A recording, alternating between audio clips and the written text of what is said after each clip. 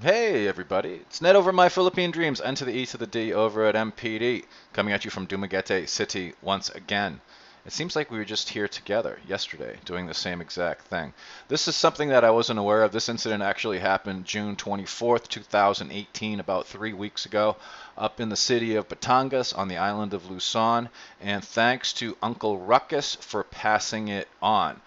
There's a few discrepancies in the story, and we're going to be addressing those as it goes along.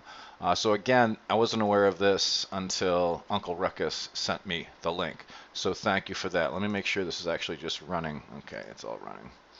According to reporting news agencies, and this is all coming off of Google, you can see it on Philstar, Sunstar, all of that. A Canadian, and I'm putting Canadian in air quotes, was murdered this past June 24th in Batangas City on the island of Luzon. I'm saying Canadian in air quotes because all of the agencies are saying he's Canadian, but if you go to the guy's Facebook, it's quite apparent that he's an American national, he's an American citizen.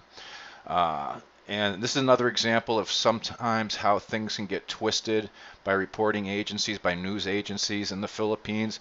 I'm not going to call it fake news, but it's just sometimes the quality of the reporting leaves a little to be desired. The 66-year-old retiree, they all agree on that, Barry Gamon, was shot multiple times and later died while in hospital. His wife of many years, a native Filipina, was also injured during the murder but survived her wounds.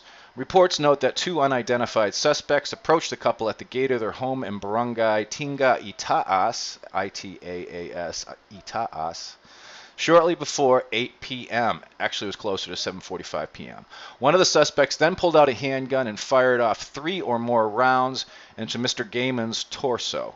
One of the bullets apparently deformed and struck his wife, aged 45, in the thigh. His wife's name is Luz Viminda. Luz Viminda. That's a difficult name.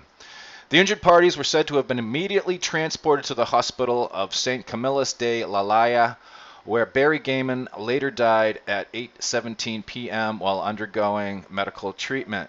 The murderers reportedly fled the scene of the shooting, leaving behind, and this is again a quote, 4 unspent bullets, 3 shell casings, and as reported again, 2 bullets. So they left behind stuff. The chief of police, the local chief of police, Superintendent Sancho Selejo, noted in a phone interview that the Gamons had apparently been involved in an ongoing dispute with neighbors over a parking spot adjacent to their property.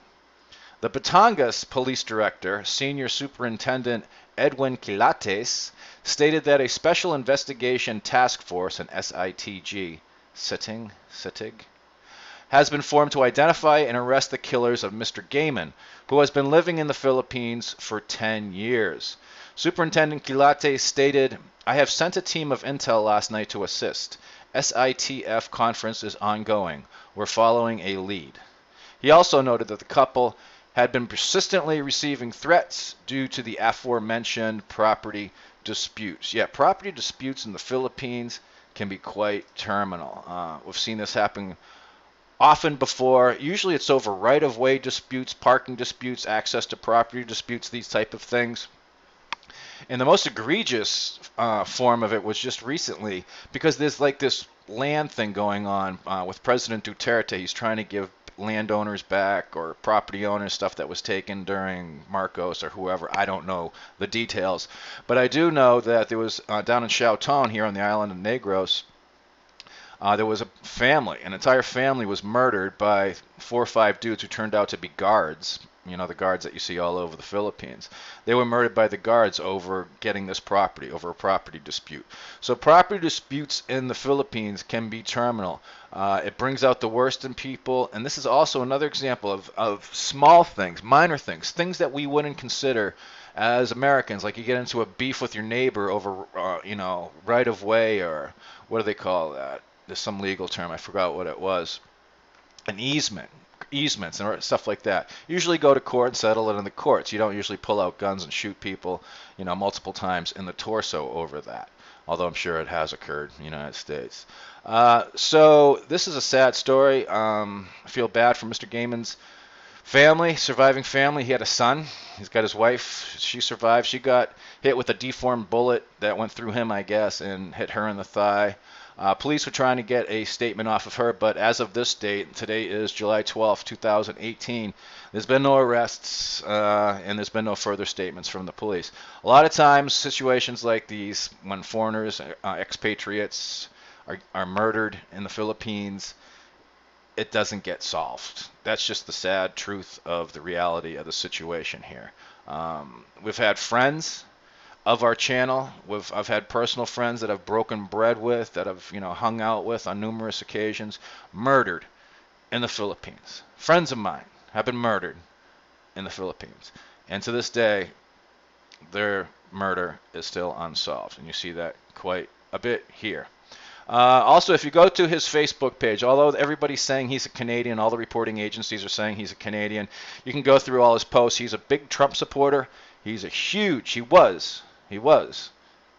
Trump supporter.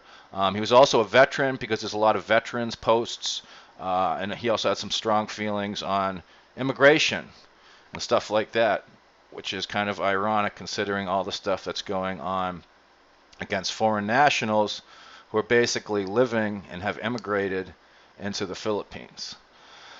So I'm going to leave it at that. Leave your comments. Again, thanks to Uncle Ruckus for bringing this to my attention. And be safe out there. Don't get involved in property disputes. Also, if you're ever going to buy property in the Philippines, you can't buy property in the Philippines. But if your wife or significant other is going to buy property in the Philippines, don't do this right-of-way thing. If it says, oh, yeah, no problem, it's a right-of-way, don't get involved in that. No. Have a solid deed, have a clean title, don't have multiple claims on it, and make sure that there's no right-of-way. Make sure that there's access to the road, because things can end badly if there is not.